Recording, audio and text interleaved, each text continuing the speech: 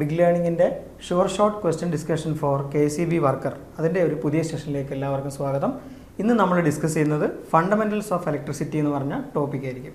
ഇനി ക്വസ്റ്റ്യൻ ഡിസ്കഷനെ പറ്റി ജനറലി പറയുകയാണെന്നുണ്ടെങ്കിൽ KCB വർക്കർ പോലെ അല്ലെങ്കിൽ ഒരു ITI പോളി ക്വാളിഫിക്കേഷൻ വരുന്ന എക്സാംസിന് ക്വസ്റ്റ്യൻ ഡിസ്കഷൻ വളരെ ഇമ്പോർട്ടൻ്റ് ആണ്. അല്ലെങ്കിൽ നമ്മൾ റിപ്പീറ്റഡ് ആയി ക്വസ്റ്റ്യൻസ് കണ്ടുകൊണ്ടിരിക്കുക എന്ന് പറഞ്ഞാൽ ആ ഒരു കാര്യം വളരെ ഇമ്പോർട്ടൻ്റ് ആയിട്ടുള്ളൊരു കാര്യമാണ്.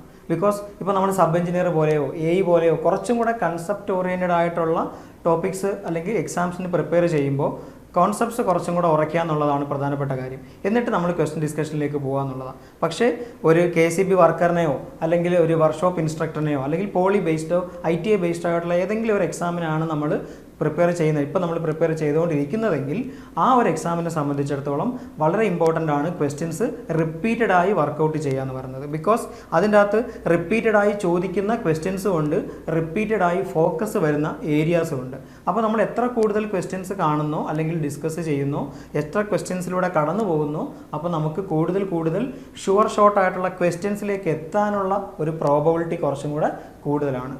അതർ ദാൻ സബ് എഞ്ചിനീയറോ AEO പോലത്തെ എക്സാംസുമായിട്ട് കമ്പയർ ചെയ്യുമ്പോൾ. മാത്രമല്ല ഇതിനകത്തുള്ള കുറേ ക്വസ്റ്റ്യൻസ് KCB വർക്കർ പോലത്തെ എക്സാമിൻ്റെ കുറേ ക്വസ്റ്റ്യൻസിനകത്ത് വളരെ കുഞ്ഞ് ന്യൂമറിക്കൽസും ഓർത്ത് വെക്കേണ്ടതായ കുറച്ച് വാല്യൂസും ഉള്ള ക്വസ്റ്റ്യൻസ് ഉണ്ടാവും. അപ്പോൾ റിപ്പീറ്റഡ് ആയിട്ടുള്ള ക്വസ്റ്റ്യൻസ് കാണുമ്പോഴേ ആ വാല്യൂസ് നമ്മുടെ മനസ്സിൽ ഉറച്ചിരിക്കത്തുള്ളൂ. നമ്മളിങ്ങനെ ഇന്ന വാല്യൂസ് കാണാതെ പഠിക്കണം എന്ന് പറഞ്ഞിരുന്നാൽ നമുക്കത് മറന്നു പോകും. പക്ഷേ റിപ്പീറ്റഡ് ആയിട്ട് ക്വസ്റ്റ്യൻസ് കാണുക എന്ന് പറഞ്ഞാൽ അത് നമുക്ക് വളരെ നല്ലതാണ്. ഇനി ഇപ്പം നമ്മൾ ഏതെങ്കിലുമൊക്കെ ടെക്സ്റ്റ് എടുത്ത് പഠിക്കുവാണെങ്കിൽ, ഒരു ഗൈഡ് മേടിച്ച് പഠിക്കുവാണെങ്കിൽ തന്നെ ആ ഗൈഡിൽ ഒന്നാമത്തെ ക്വസ്റ്റ്യൻ വീണ്ടും ഒരു 45 ക്വസ്റ്റ്യൻ കഴിഞ്ഞ് ചിലപ്പോൾ റിപ്പീറ്റ് ചെയ്യുന്നതായിട്ട് കാണും.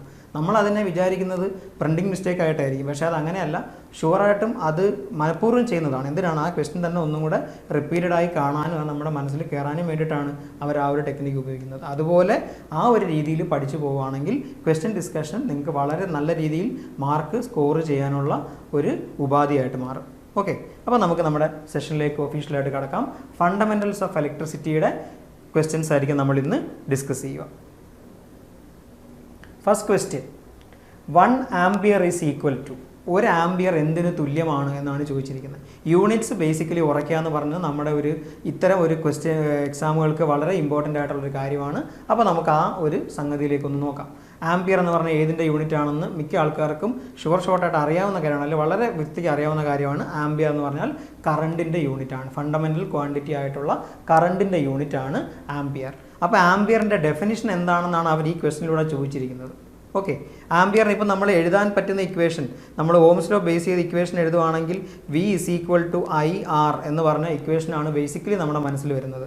അപ്പോൾ അത് വെച്ച് എഴുതുവാണെങ്കിൽ അതിനകത്തുനിന്ന് എഴുതിയെടുക്കുവാണെങ്കിൽ I = V/R എന്നുള്ള ഇക്വേഷൻ ആയിരിക്കും നമുക്ക് കിട്ടുക.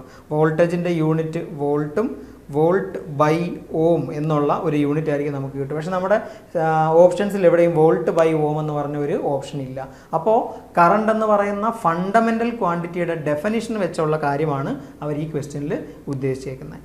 കറണ്ട് എന്ന് പറഞ്ഞാൽ 1 ആംപിയർ ഓഫ് കറണ്ട് അല്ലെങ്കിൽ current is equal to the number of charges passing through a particular point in a particular time. ഒരു നിശ്ചിത സമയത്ത് ഒരു നിശ്ചിത പോയിന്റിലൂടെ കടന്നു പോകുന്ന ചാർജുകളുടെ എണ്ണത്തിനെയാണ് നമ്മൾ കറണ്ട് എന്ന് വിളിക്കുന്നത്. Number of charges passing through a point at a particular time, number of charges. അപ്പോൾ ചാർജ് എന്ന് പറയുന്ന സംഗതി ഇമ്പോർട്ടൻ്റ് ആയിട്ട് വരും. ചാർജിൻ്റെ യൂണിറ്റ് എന്താണ്? ചാർജിൻ്റെ യൂണിറ്റ് കൂളുംബാണ്. Charges flowing at a particular interval of time, ടൈമിൻ്റെ യൂണിറ്റ് സെക്കൻഡ് ആണ്. അപ്പോൾ current is equal to charge by time എന്നുള്ളൊരു ഇക്വേഷൻ നമ്മൾ ഇവിടുന്ന് പഠിക്കണം. അത് കൂടാതെ അത് വേണമെങ്കിൽ change in charge DQ by change in time DT അങ്ങനെ വേണമെങ്കിൽ നമുക്ക് ഡിഫൈൻ ചെയ്യാം. അപ്പോൾ ചാർജിൻ്റെ യൂണിറ്റ് കൂളുമ്പും ടൈമിൻ്റെ യൂണിറ്റ് സെക്കൻഡുമാണെങ്കിൽ current can be defined as coulomb by second. Current can be defined as coulomb by second. 1 coulomb by 1 സെക്കൻഡിനെയാണ് നമ്മൾ 1 ആംപിയർ ആയിട്ട് ഡിഫൈൻ ചെയ്യുന്നത്. അപ്പോൾ ഓപ്ഷൻ A ആണ്, കൂളുംബ് പെർ സെക്കൻഡ് ആണ് നമ്മുടെ കറക്റ്റ് ഓപ്ഷനായിട്ട് വരിക. ഓക്കെ, വോൾട്ട് ബൈ സെക്കൻഡ് അല്ലെങ്കിൽ വാട്ട് ബൈ സെക്കൻഡ്. വാട്ട് പവറിൻ്റെ യൂണിറ്റ് ആണ്, വോൾട്ട് വോൾട്ടേജിൻ്റെ യൂണിറ്റ് ആണ്, ജൂള് വീണ്ടും എനർജിയുടെ യൂണിറ്റ് ആയിട്ടാണ് വരിക. എനർജി പവർ ടൈം അതുമായിട്ട് ബന്ധപ്പെട്ട ഒരു റിലേഷനും നമുക്ക് വരുന്ന ക്വസ്റ്റ്യൻസിൽ കാണാം. ഓക്കെ, അപ്പോൾ കറണ്ടിൻ്റെ ഡെഫിനിഷൻ ഇവിടുന്ന് അറിയാമെന്നുള്ളതാണ് ഇവിടുത്തെ ഇമ്പോർട്ടൻ്റ് ആയിട്ടുള്ള കാര്യം. ഇതേപോലെ 1 ആംപിയർ ഇസ് ഈക്വൽ ടു എന്ന് പറഞ്ഞതുപോലെ വോൾട്ടേജുമായി ബന്ധപ്പെട്ടും ഇതേ ചോദ്യം തന്നെ വരാം. വോൾട്ടേജായിട്ട് ബന്ധപ്പെട്ടും ഇതേ ബേസിക് ഡെഫിനിഷനുള്ള ക്വസ്റ്റ്യൻ വരാം. 1 volt is defined as the work done in moving a unit charge, അല്ലെങ്കിൽ work done by charge W/Q, work done by charge. അതാണ് വോൾട്ടേജിൻ്റെ ഡെഫിനിഷൻ. അപ്പോൾ വോൾട്ടേജിൻ്റെ 1 വോൾട്ട് ഈസ് ഈക്വൽ ടു എന്ന് ചോദിച്ചാൽ വർക്കിൻ്റെ യൂണിറ്റ് ജൂളാണ്, ജൂൾ പെർ കൂളും. അതാണ് വോൾട്ടേജിൻ്റെ ഡെഫിനിഷൻ. അല്ലെങ്കിൽ 1 volt is defined as 1 joule per coulomb. 1 joule by 1 coulomb is known as 1 volt. നമ്മൾ 1 ആംപിയർ എന്ന് പറഞ്ഞതിൻ്റെ ഡെഫിനിഷൻ പറഞ്ഞതുപോലെ തന്നെ ഇമ്പോർട്ടൻ്റ് ആണ് 1 വോൾട്ടിൻ്റെ ഡെഫിനിഷനും കൂടെ അറിഞ്ഞിരിക്കും. രണ്ടും ഒരേ ഫോർമാറ്റിലുള്ള ക്വസ്റ്റ്യൻസ് ആണ്. അപ്പോൾ ഇതിൻ്റെ കൂടെ ആ ക്വസ്റ്റ്യനും കൂടെ അറിഞ്ഞിരുന്നാൽ 2 ക്വസ്റ്റ്യനും 2 ഇക്വേഷനും വേണമെങ്കിൽ ഇതുപോലെ ഡയറക്റ്റ് ആ ഇക്വേഷൻ പോലെയും ചോദിക്കാം. കറണ്ട് ഇസ് ഈക്വൽ ടു, അല്ലെങ്കിൽ current has the expression as dQ/dt എന്നോ അല്ലെങ്കിൽ Q/T എന്നോ, അതുപോലെ വോൾട്ടേജിൻ്റെ കേസിൽ dW/dQ എന്നോ, അല്ലെങ്കിൽ work done by charge W/Q എന്നോ, അങ്ങനെ എന്ത് വേണമെങ്കിലും ആ ഡെഫിനിഷൻ ബേസിക്കലി വരാവുന്നതാണ്. ഓക്കെ, അപ്പോൾ നമുക്ക് രണ്ടാമത്തെ ചോദ്യത്തിലേക്ക് കടക്കാം. കമേഴ്സ്യൽ ഇലക്ട്രിക്കൽ എനർജിയുടെ കമേഴ്സ്യൽ യൂണിറ്റ് എന്താണ്? എനർജിയെ ബേസിക്കലി നമ്മൾ ജൂൾ എന്ന യൂണിറ്റിലാണ് എഴുതി കാണുക. Energy is basically joule. Okay, electrical എനർജിയുടെ കമേഴ്സ്യൽ യൂണിറ്റ് നമ്മൾ വാങ്ങുന്ന KCBയുടെ കയ്യിൽ നിന്നോ മറ്റൊരു യൂട്ടിലിറ്റിയുടെ കയ്യിൽ നിന്നോ നമ്മൾ വാങ്ങുന്ന ഇലക്ട്രിക്കൽ എനർജി എന്ത് യൂണിറ്റിലാണ് മെഷർ ചെയ്യപ്പെടുക എന്നാണ് ഇവിടെ ചോദിച്ചേക്കുന്നത്. ജൂൾ എന്നൊരു ഓപ്ഷൻ എയിലുണ്ട്. ജൂൾ എനർജിയുടെ യൂണിറ്റ് ആണ്, പക്ഷേ ഇലക്ട്രിക്കൽ എനർജിയുടെ കമേഴ്സ്യൽ യൂണിറ്റ് കിലോ വാട്ട് അവർ ആണ്. കിലോ വാട്ട് അവർ, അതായത് കിലോ വാട്ട് എന്ന് പറഞ്ഞാൽ പവറിൻ്റെ യൂണിറ്റ് ആണ്. പവർ ഇൻറ്റു ടൈം ആണ് എനർജി. അപ്പോൾ ആ തൊട്ട് മുന്നത്തെ ക്വസ്റ്റ്യൻ നമ്മൾ പറഞ്ഞില്ലേ, എനർജിയും പവറും ടൈമുമായി ബന്ധപ്പെട്ട റിലേഷൻ നമ്മൾ പറയുമെന്ന്. അതാണ് energy is equal to power into time. ചിലപ്പോൾ കുഞ്ഞ് ന്യൂമറിക്കൽസ് വരാവുന്ന രീതിയിലുള്ള ഒരു ക്വസ്റ്റ്യൻ ഇതിനകത്ത് നിന്ന് വരാം. Energy is equal to power into time എന്ന് പറയുന്ന ബേസിക് ഇക്വേഷനിൽ നിന്ന് ചെറിയ ന്യൂമറിക്കൽസ് ഈ ഒരു ഫണ്ടമെൻ്റൽസ് ഓഫ് ഇലക്ട്രിസിറ്റിയുടെ മോഡ്യൂളിൽ നിന്ന് നമുക്ക് PSC പരീക്ഷയ്ക്ക് ചോദിക്കാനുള്ള ചാൻസസ് കൂടുതലാണ്. അപ്പോൾ പവർ ഇൻറ്റു ടൈം. പവറിൻ്റെ യൂണിറ്റ് എന്താ? പവറിൻ്റെ യൂണിറ്റ് ഇസ് വാട്ട്, അല്ലെങ്കിൽ കുറച്ചും കൂടെ തൗസൻഡ്സിൻ്റെ റേഞ്ചിലാണെങ്കിൽ അതിനെ കിലോ വാട്ട് എന്ന് വിളിക്കും. 1 കിലോ വാട്ട് എന്ന് പറയുന്നത് 1 കിലോ വാട്ട്, കിലോ എന്ന് പറഞ്ഞാൽ 1000 എന്നല്ലേ. അപ്പോൾ 1 kilo watt is equal to 1000 watt. Watt into power into time. Hour എന്നുള്ള യൂണിറ്റ് വെച്ചേക്കുന്നത് സെക്കൻഡ്സിലാണ് നമ്മൾ അത് എഴുതുന്നതെങ്കിൽ വളരെ വലിയൊരു നമ്പറിലേക്ക് അത് പോകും. അപ്പോൾ ആ നമ്പർ ചെറുതായിട്ട് കാണാൻ വേണ്ടി നമുക്ക് ട്രേഡ് ചെയ്യാനുള്ള അല്ലെങ്കിൽ വായിക്കാനുള്ള എളുപ്പത്തിന് വേണ്ടി ചെറിയ നമ്പറിലേക്ക് ആക്കാൻ വേണ്ടിയിട്ടാണ് പവറിനെ കിലോ വാട്ടിലേക്കും ടൈമിനെ അവറിലേക്കും കൺവേർട്ട് ചെയ്ത് എഴുതിയിരിക്കുന്നത്. ഓക്കെ, അപ്പോൾ commercial unit of electrical energy is kilo watt hour. Electrical എനർജിയുടെ കമേഴ്സ്യൽ യൂണിറ്റ് ആണ് കിലോ വാട്ട് അവർ. ഇനി ഇതിനെ PSC തന്നെ മറ്റൊരു രീതിയിലും ചോദിച്ചിട്ടുണ്ട്. BOT യൂണിറ്റ് എന്താണ്? Board of trade unit. What is the board of trade unit of electrical energy? BOT unit. Board of trade യൂണിറ്റും കിലോ വാട്ട് അവർ തന്നെയാണ്. ഇനി ക്വസ്റ്റ്യൻ വരുന്നത് കമേഴ്സ്യൽ യൂണിറ്റ് എന്നല്ല, ബോർഡ് ഓഫ് ട്രേഡ് യൂണിറ്റ് എന്നുള്ള പേരിലാണെങ്കിൽ it is KWH, kilo watt അവർ. നമ്മുടെ വീട്ടിൻ്റെ പുറത്തിരിക്കുന്ന electrical energy measure ചെയ്യാൻ ഉപയോഗിക്കുന്ന മീറ്റർ KWH മീറ്റർ ആണ്. നമ്മളതിനെ ജനറലി വിളിക്കുക എനർജി മീറ്റർ എന്നാണ്. But it is basically a kilo what hour meter. Kilo what hour meter. ഇനി കുറച്ചും കൂടെ തൊട്ട് അടുത്ത ലെവൽ ഓഫ് എക്സാംസിൽ നോക്കുകയാണെങ്കിൽ കിലോ വാട്ട് അവർ മീറ്റർ അല്ലെങ്കിൽ energy meter is an example of integrating instrument. ഇൻസ്ട്രുമെൻസിൽ ഇൻ്റഗ്രേറ്റിംഗ് ഇൻസ്ട്രുമെൻസിന് എക്സാമ്പിളാണ് kilo what hour meter. Which law states that algebraic sum of currents entering a junction equals the algebraic sum of currents leaving it? ഒരു ജംഗ്ഷനിലേക്ക് വന്ന് കയറുന്ന കറണ്ടും അവിടെ നിന്ന് ഇറങ്ങിപ്പോകുന്ന കറണ്ടുകളും തുല്യമാണ് എന്ന് പറയുന്ന കിർച്ചോഫിൻ്റെ നിയമം ഏത് എന്നാണ് ചോദിച്ചിരിക്കുന്നത്. Which law? അപ്പോൾ ചുമ്മാ ഒരു എക്സാമ്പിൾ കാര്യം മനസ്സിലാവാൻ വേണ്ടി മാത്രം നമുക്കൊരു എക്സാമ്പിൾ വരച്ച് നോക്കാം. ഈ 2 കറണ്ടുകൾ ഇവിടെ ഞാൻ വരച്ചിരിക്കുന്ന അനുസരിച്ച് I1ഉം I2ഉം എന്ന് പറഞ്ഞ കറണ്ട് ഈ ജംഗ്ഷനിലേക്ക് വന്ന് കയറുന്നതായി കാണാം. I3യും I4 എന്ന് പറഞ്ഞ കറണ്ടുകളും അവിടുന്ന് ഇറങ്ങിപ്പോകുന്നതായിട്ട് കാണാം. അപ്പോൾ കിർച്ചോഫ് പറഞ്ഞത് വരുന്ന കറണ്ടുകൾ ആരൊക്കെ? I1 + I2 will be equal to I3 plus I4 ഒരു ജംഗ്ഷനിലേക്ക് വന്ന് കയറുന്ന എല്ലാ കറണ്ടുകളും അവരുടെ the sum of all currents entering a junction അല്ലെങ്കിൽ coming in to a junction, incoming to a junction, ഈ വാക്കുകളൊക്കെ വേണമെങ്കിൽ ഉപയോഗിക്കപ്പെടാം. Incoming to a junction will be equal to the algebraic sum of currents leaving a junction. കിർച്ചോഫിൻ്റെ current law ആണിത്. കിർച്ചോഫിൻ്റെ first law എന്നറിയപ്പെടുന്നതും Kirchhoff current law ആണ്. Kirchhoff first law എന്ന് പറഞ്ഞാൽ കിർച്ചോഫ് കറണ്ട് ലോ ആണ്. നമ്മളിപ്പോൾ പറഞ്ഞത് കിർച്ചോഫ് കറണ്ട് ലോയുടെ സ്റ്റേറ്റ്മെൻ്റ് ആണ്. ഇതേ സ്റ്റേറ്റ്മെൻറ്റിനെ മറ്റൊരു തരത്തിലും പറയാം. ഈ രണ്ട് കറണ്ടുകളെ I3നെയും I4നെയും കൂടെ ഇങ്ങനെ ലെഫ്റ്റ് സൈഡിൽ എഴുതിയാൽ ആ ഇക്വേഷനെ I1 plus I2 minus I3 minus I4 is equal to 0 എന്ന് വേണമെങ്കിലും എഴുതാം. അതായത് ഒരു ജംഗ്ഷനിലെ ടോട്ടൽ കറണ്ടുകളുടെ ഓൾജിബ്രൈക് സം 0 ആണ്. അങ്ങനെ വേണമെങ്കിലും കിർച്ചോഫ് കറണ്ടിലൂടെ സ്റ്റേറ്റ്മെൻറ്റ് പറയാം. The algebraic sum of all currents in a junction is equal to 0. Junction എന്നുള്ളതിന് പകരം നോഡ് എന്ന് പറഞ്ഞ വാക്ക് വേണമെങ്കിലും ഉപയോഗിക്കാം. ഓക്കെ, ഓറൽസ് ഇപ്പം ഈ പറഞ്ഞേക്കുന്ന പോലെ the algebraic sum of all currents entering a junction is equal to algebraic sum of all currents leaving a junction. വരുന്ന കറണ്ടും പോകുന്ന കറണ്ടും തുല്യമാണെങ്കിൽ ആ ജംഗ്ഷൻ അല്ലെങ്കിൽ ആ കോമൺ കണക്ഷൻ പോയിന്റിൽ, ആ നോഡിൽ ചാർജുകളൊന്നും തങ്ങി നിൽക്കുന്നില്ല. വരുന്ന ചാർജുകളെല്ലാം അവിടുന്ന് പോയിട്ടുണ്ട് എന്നാണ് അതിൻ്റെ അർത്ഥം. അപ്പോൾ കിർച്ചോഫ് കറണ്ട് ലോ എന്തിൻ്റെ എക്സാമ്പിളാണ്? അങ്ങനെ വേണമെങ്കിൽ ഒരു ചോദ്യം ഇതിനകത്തുനിന്ന് വരാം. ഈ Kirchhoff current law is an example of, എന്തിനുള്ള എക്സാമ്പിളാണ്? Kirchhoff current law is an example of, അല്ലെങ്കിൽ is an illustration of. PSC ചോദിച്ചിരിക്കുന്ന ചോദ്യങ്ങളിൽ കൂടുതലും എക്സാമ്പിൾ എന്നുള്ള വാക്കിനെക്കാട്ടിയും കൂടുതൽ ഇല്ലസ്ട്രേഷൻ എന്നുള്ള വാക്കാണ് ഉപയോഗിച്ചിട്ടുള്ളത്. Kirchhoff current law is an illustration of law of conservation of charge. നമുക്കൊന്ന് ആലോചിച്ച് നോക്കിയാൽ മനസ്സിലാവും. വരുന്ന ചാർജുകളെല്ലാം ആ ജംഗ്ഷനിൽ നിന്ന് പോയിട്ടുണ്ട്. അതായത് വരുന്ന ചാർജും പോയ ചാർജും ഈക്വൽ ആണ്. ചാർജ് അവിടെ പുതിയതായി ഉണ്ടാക്കപ്പെടുന്നുമില്ല, പുതിയതായി ഇല്ലാതാവുന്നുമില്ല. ലോ ഓഫ് കൺസർവേഷൻ ഓഫ് ചാർജിന് എക്സാമ്പിൾ ആണ് കിർച്ചോഫിൻ്റെ current law. Kirchhoff current law is an example for law of conservation of charge. അപ്പോൾ ഈ ക്വസ്റ്റിൻ്റെ കൂടെ ആ കാര്യങ്ങളും കൂടെ ചേർത്ത് പഠിക്കുക. രണ്ടാമത്തെ ആ statement algebraic sum of all currents leaving a junction, algebraic sum of all currents in a junction is equal to 0 എന്നുള്ള സ്റ്റേറ്റ്മെൻറ്റും കൂടെ ഓർക്കുക. കിർച്ചോഫ് കറണ്ട് ലോ എന്ന് പറയുന്നത് കിർച്ചോഫിൻ്റെ ഫസ്റ്റ് ലോ ആണെന്നുള്ള കാര്യം ഓർക്കുക. ആൻഡ് ലാസ്റ്റ് കിർച്ചോഫിൻ്റെ വോൾട്ടേജ് ലോ എന്തിന് എക്സാമ്പിൾ ആണ്? Kirchhoff voltage law is an illustration of, എന്തിൻ്റെ എക്സാമ്പിൾ ആണ് Kirchhoff voltage law? Kirchhoff current law law of conservation of ചാർജിന് എക്സാമ്പിൾ ആണെന്ന് നമ്മൾ പറഞ്ഞെങ്കിൽ കിർച്ചോഫിൻ്റെ voltage law is an illustration of law of conservation of energy. എനർജിയുടെ conservation ലോയുമായി ബന്ധപ്പെട്ടതാണ് കിർച്ചോഫ് വോൾട്ടേജ് ലോ. കാര്യം വോൾട്ടേജ് എന്ന് പറയുന്നത് വർക്ക് ഡണ്ണിന് തുല്യമാണ്. വർക്ക് ഡൺ എന്ന് പറയുന്നതിനും എനർജിക്കും ഒരേ ഡയമെൻഷനാണുള്ളത്. രണ്ടും ഒരേ യൂണിറ്റ് ഉള്ള ക്വാണ്ടിറ്റിയാണ്. അപ്പോൾ ലോ ഓഫ് കൺസർവേഷൻ ഓഫ് എനർജിയുടെ എക്സാമ്പിൾ ആണ് Kirchhoff voltage law. Kirchhoff voltage law is an illustration of law of conservation of energy.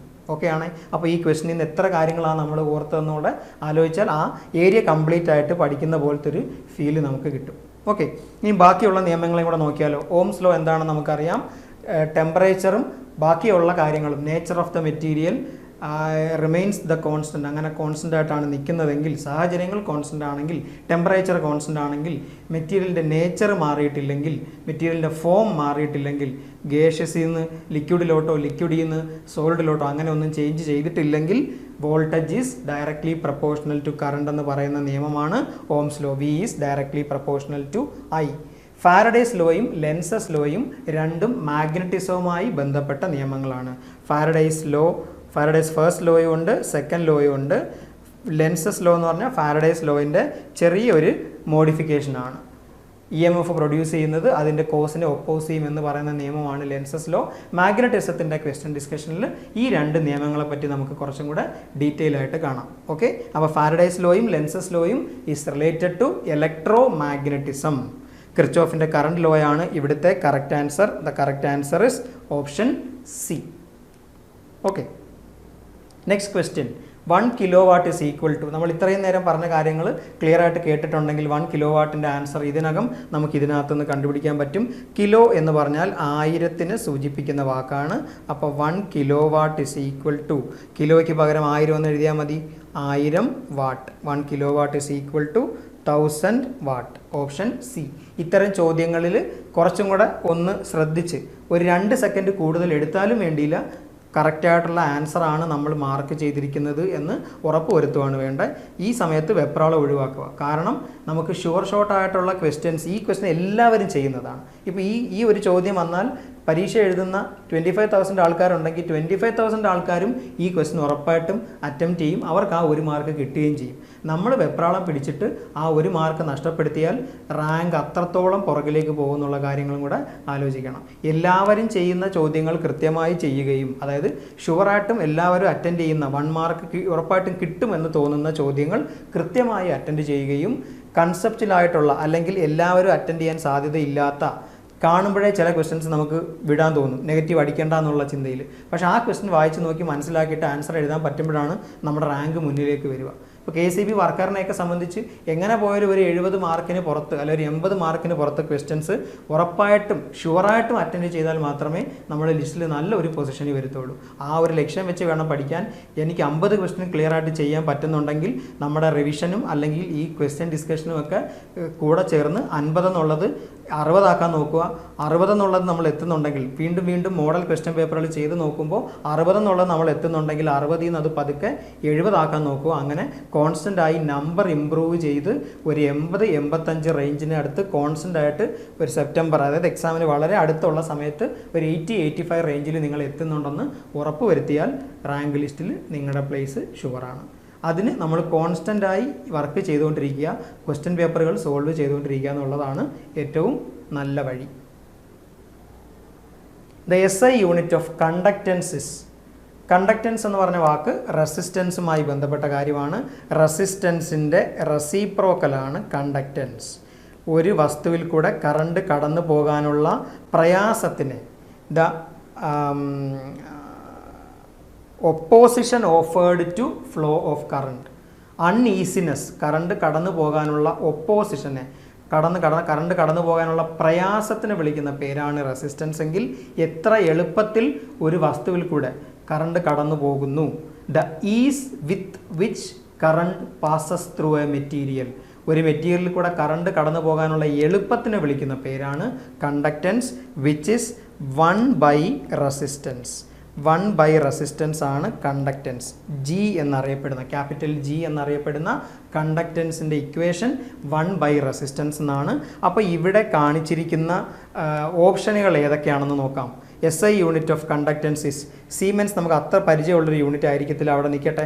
Henry എന്തിൻ്റെ യൂണിറ്റാണ്?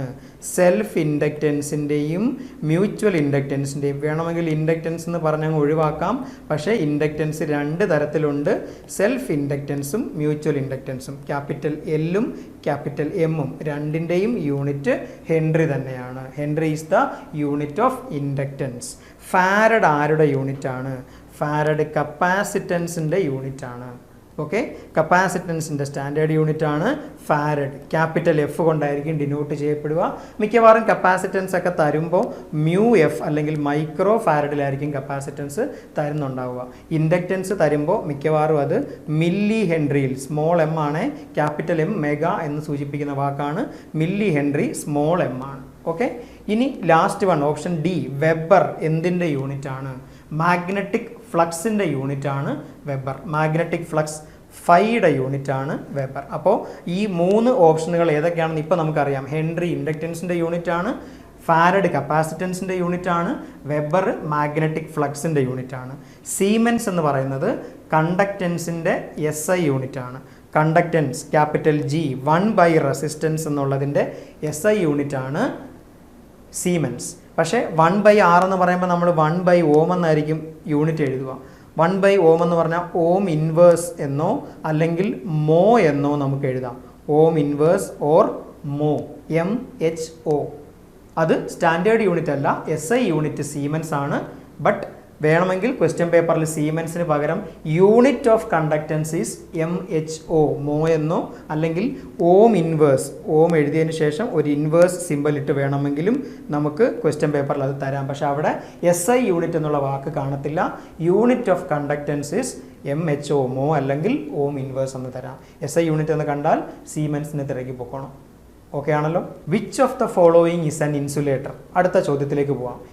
ഇതിൽ ഈ തന്നിരിക്കുന്ന ഓപ്ഷൻസിൽ ഇൻസുലേറ്റർ ഏത് എന്നുള്ളതാണ് നമ്മൾ ഇനി നോക്കാൻ പോകുന്നത്. അപ്പോൾ ഇൻസുലേറ്റിംഗ് മെറ്റീരിയൽസ് ഏതാണ്, കണ്ടക്റ്റിംഗ് മെറ്റീരിയൽസ് ഏതാണ്, സെമി കണ്ടക്റ്റിംഗ് മെറ്റീരിയൽസ് ഏതാണ്, ഇവരുടെ എക്സാമ്പിളുകൾ കൃത്യമായി അറിഞ്ഞിരിക്കണം. ഇൻസുലേറ്ററായിട്ട് PSC നോർമലി ചോദിക്കുന്ന ചോദ്യങ്ങളിൽ ഇൻസുലേറ്ററായിട്ട് നമ്മൾ കാണുന്നത് മൈക്ക അല്ലെങ്കിൽ പോഴ്സലൈൻ, അതല്ലെങ്കിൽ ബേക്കലൈറ്റ്, അതല്ലെങ്കിൽ പ്ലാസ്റ്റിക്, അതല്ലെങ്കിൽ റബ്ബർ, ഇവരെയൊക്കെയാണ് PSCയുടെ ചോദ്യപേപ്പറുകളിൽ ഇൻസുലേറ്ററിന് എക്സാമ്പിളായിട്ട് നമ്മൾ നോർമലി കാണുന്നത്. ഇൻസുലേറ്റർ എന്ന് പറഞ്ഞാൽ സംഗതിക്ക് എക്സാമ്പിളായിട്ട് നോർമലി കാണുന്നത് ഇവരെയൊക്കെയാണ്. കോപ്പർ, അലൂമിനിയം, സിൽവർ, ഇത് മൂന്നും കണ്ടക്ടേഴ്സിന് എക്സാമ്പിളാണ്. കണ്ടക്ടേഴ്സിന് യൂഷ്വലി യൂസ് ചെയ്യപ്പെടുന്ന കണ്ടക്ടർ മെറ്റീരിയൽ അലൂമിനിയമാണ്. അലൂമിനിയത്തിനേക്കാൾ നല്ല കണ്ടക്ടിവിറ്റി ഉള്ള ആളാണ് കോപ്പർ.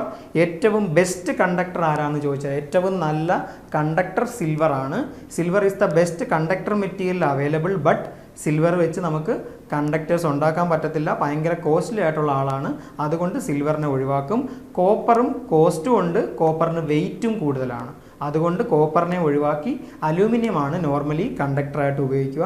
അല്ലെങ്കിൽ അലൂമിനിയത്തിൻ്റെയും സ്റ്റീലിൻ്റെയും കോമ്പിനേഷനായിട്ടുള്ള ACSR, aluminium conductor steel reinforced, ACSR, ഇവരൊക്കെയാണ് ബേസിക്കലി കണ്ടക്ടേഴ്സിന് എക്സാമ്പിൾ. അപ്പോൾ ആരൊക്കെയാണ് കണ്ടക്ടേഴ്സിന് എക്സാമ്പിൾ? അലൂമിനിയം, അതല്ലെങ്കിൽ കോപ്പർ, അതല്ലെങ്കിൽ സിൽവർ. സിൽവർ സാറിന് ഉപയോഗിക്കാറില്ല, പക്ഷേ കണ്ടക്ടർ മെറ്റീരിയൽ ആണ് എന്നുള്ളത് കൊണ്ട് സിൽവറിനെ കൂടെ ഓപ്ഷനിൽ തരാം.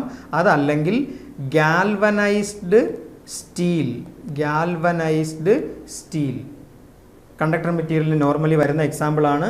അതല്ലെങ്കിൽ ACSR കണ്ടക്ടേഴ്സ്, അതും കണ്ടക്ടേഴ്സിന് എക്സാമ്പിളായിട്ട് PSC ചോദിക്കുന്ന ചോദ്യപേപ്പറുകളിൽ സ്ഥിരം വരുന്ന ഓപ്ഷൻസ് ആണ്.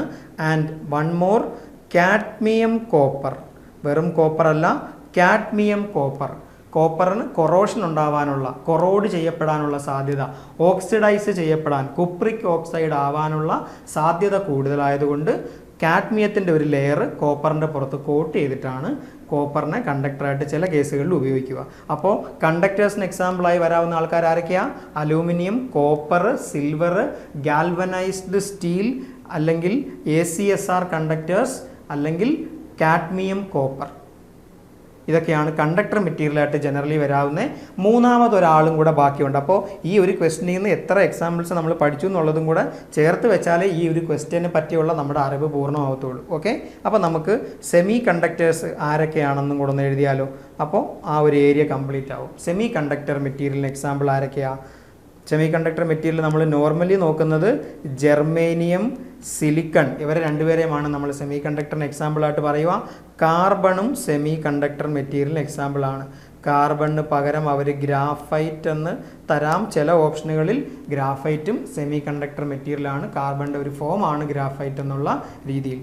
ജെർമേനിയം, സിലിക്കൺ, കാർബൺ ഇവയൊക്കെയാണ് semi conductor മെറ്റീരിയൽസിന് എക്സാമ്പിളായിട്ടുള്ളത്.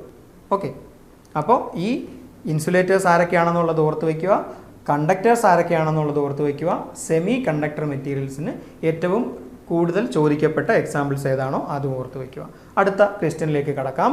Frequency of AC-യുടെ frequency, DC-ക്ക് frequency ഇല്ലെന്ന് നമുക്കറിയാം. The frequency of DC supply is 0.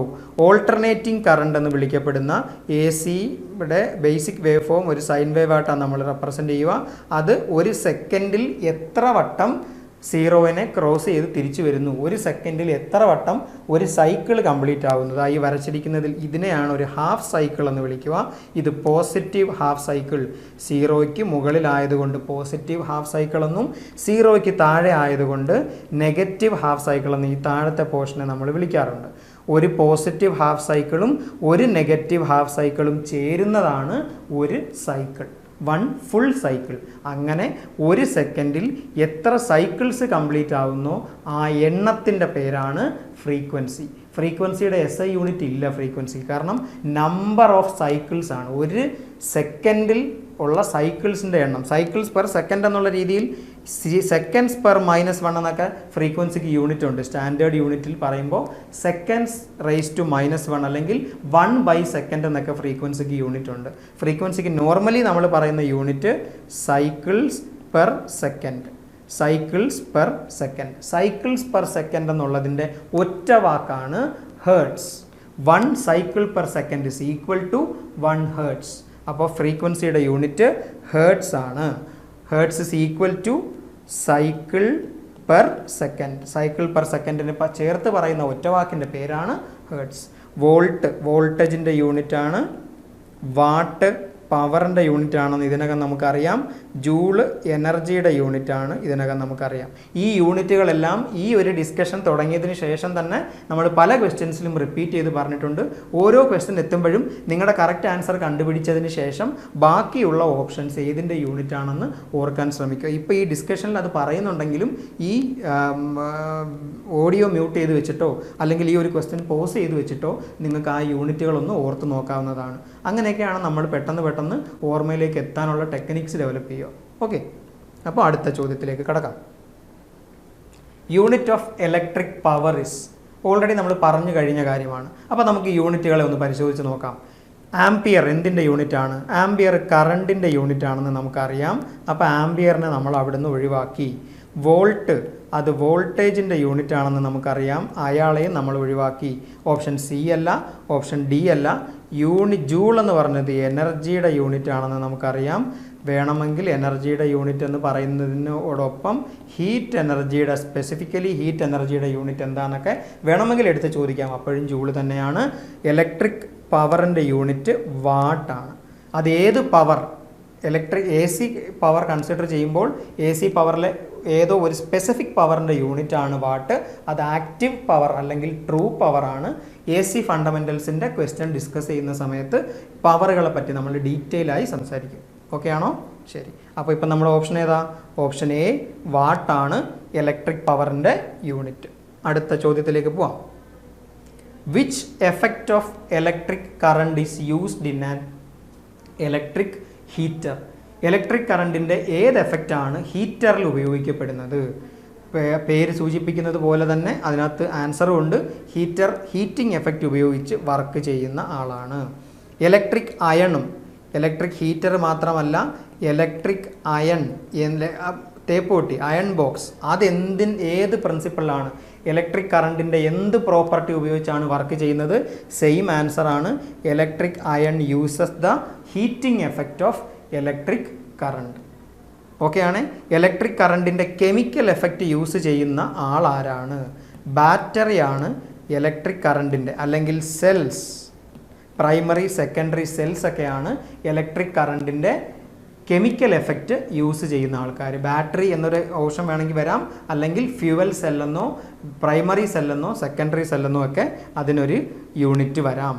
Electric കറണ്ടിൻ്റെ magnetic effect use ചെയ്യുന്ന ആൾക്കാരാര്?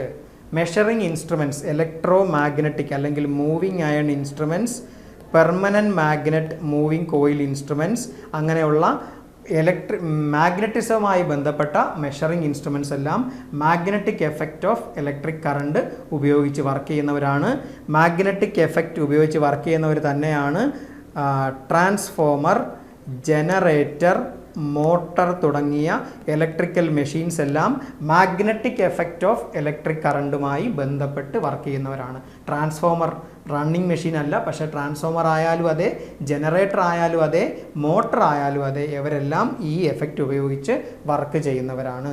ഇലക്ട്രോസ്റ്റാറ്റിക് എഫക്റ്റ് ഉപയോഗിച്ച് വർക്ക് ചെയ്യുന്നവരാര്?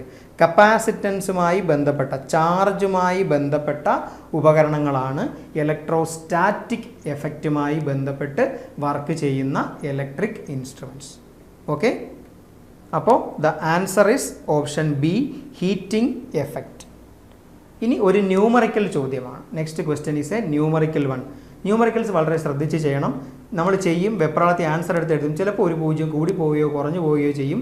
ആവശ്യമില്ലാത്ത ധൃതി കാണിക്കരുത്. 2 സെക്കൻഡ് പോയാലും അതിൻ്റെ ഉത്തരം കണ്ടെത്തുക എന്നുള്ളതാണ് ഇമ്പോർട്ടൻറ്റ്. ഓക്കെ, അപ്പോൾ നമുക്ക് നോക്കാം. Power consumed by a 100 watt lamp. 100 watt ലാമ്പിൻ്റെ പവർ എന്നാണ് ഇവിടെ മാർക്ക് ചെയ്തിരിക്കുന്നത്, എനർജിയാണ്.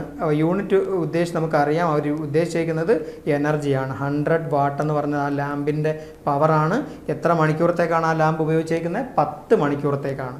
So the electrical energy is power into time. Energy is equal to power into time എന്നുള്ള ഇക്വേഷൻ നമുക്കറിയാം. അപ്പോൾ പവറിന് പകരം നമ്മൾ 100 ഇട്ടു ആൻഡ് ടൈം ഈസ് 10. മൊത്തത്തിൽ ദ ആൻസർ ഈസ് 1000 വാട്ട് അവർ. പക്ഷെ അവർ ഓപ്ഷൻ തന്നേക്കുന്ന എല്ലാം കിലോ വാട്ട് അവറിലാണ്. വാട്ട് അവറിനെ എങ്ങനെയാണ് കിലോ വാട്ട് ആക്കുന്നത്? ബൈ 1000. വാട്ട് അവറിനെ കിലോ വാട്ട് അവറിലേക്ക് വലിയ യൂണിറ്റിലേക്ക് മാറ്റാൻ വേണ്ടി 1000 കൊണ്ട് ഡിവൈഡ് ചെയ്യുക. അപ്പോൾ 1000 വാട്ട് അവർ എന്ന് പറയുന്നത് ബൈ 1000 ചെയ്യുമ്പോൾ 1 കിലോ വാട്ട് അവറിലേക്ക് മാറും. It is 1 kilo watt hour. Option A 1 kilo watt hour. ശ്രദ്ധിച്ച് ചെയ്യുക. ചിലപ്പോൾ ഒന്നിൽ കൂടുതൽ ലാമ്പുകൾ 200 watt lamps working for 5 hours അങ്ങനെയാണെങ്കിൽ എത്ര എനർജിയാണ് കൺസ്യൂം ചെയ്തിരിക്കുന്നത്? How many units of energy എന്ന് മാത്രം ചോദിക്കാം. 2 ലാമ്പ് ഉണ്ടെങ്കിൽ ആദ്യമേ 2 വെച്ച് മൾട്ടിപ്ലൈ ചെയ്യുക. 100 വാട്ടിൻ്റെ ലാമ്പാണെങ്കിൽ 100, 5 മണിക്കൂറാണെങ്കിൽ 5. അത് മൾട്ടിപ്ലൈ ചെയ്യുക. 5 × 2 10, 100 × 10 വീണ്ടും 1000 ആണ് കിട്ടുക. എത്ര unit? 1 unit is equal to 1 unit എന്ന് വെറുതെ പറയുമ്പോൾ 1 യൂണിറ്റ് സിഗ്നിഫൈസ് അല്ലെങ്കിൽ indicates 1 kilo watt hour. 1 kilo watt hour എന്നുള്ളതിന് പകരം ഉപയോഗിക്കുന്ന വാക്കാണ് 1 യൂണിറ്റ് എന്ന്. അപ്പോൾ how many units of electrical energy is consumed അല്ലെങ്കിൽ യൂസ്ഡ് എന്ന് പറഞ്ഞാലും എത്ര കിലോ വാട്ട് അവർ എന്നാണ് അവർ ചോദിക്കുന്നത്. ഓക്കെ ആണോ? How many units of electrical energy is consumed എന്ന് ചോദിച്ചാലും 1 unit is equal to 1 kilo watt hour. അപ്പോൾ അവിടുത്തെ ആൻസറും കിലോ വാട്ട് അവറിലാണ് കണ്ടുപിടിക്കേണ്ടത്. നോർമലി ചെയ്യുമ്പോൾ വാട്ട് അവറിലാണ് അത് കിട്ടുക. അതിനെ 1000 കൊണ്ട് ഡിവൈഡ് ചെയ്താൽ അത് കിലോ വാട്ട് അവറിലേക്ക് മാറും. ഓക്കെ അല്ലേ?